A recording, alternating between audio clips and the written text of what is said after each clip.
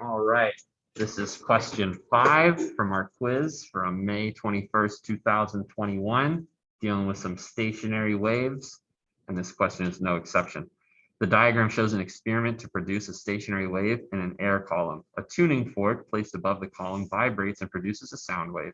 The length of the air column can be varied by altering the volume of the water in the tube.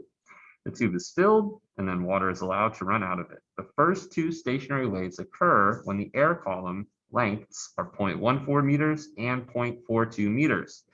What is the wavelength of the sound wave?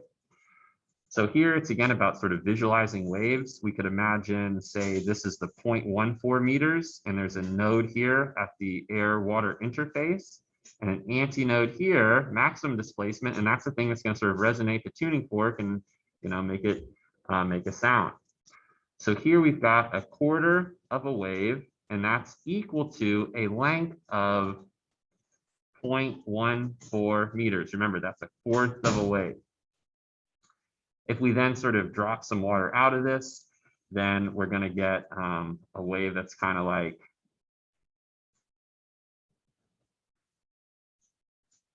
open, close, open, kind of like that. So again, we have a node at the air-water interface. We got an antinode sort of at the opening there. And here we've got 1/4, 1/2, 3/4 of a wave. So this one over here would be 3/4 of a wave. And we know that that's equal to a physical length of 0.42 meters. And so in order to determine the wavelength, we should be able to do some calculations like this, maybe 3/4 of a wave minus 1/4 of a wave. So we're subtracting these two. So 3/4 equals 0.42 meters. 1/4 equals 0.14 meters. Subtract these two equations. 3/4 minus 1/4 is 2/4, or 1/2. 1/2 a wave is equal to 0.42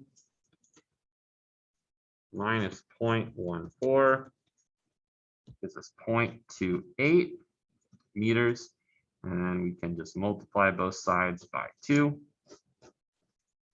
0.28 times 2 is 0.56 meters, and that's the wavelength of the sound.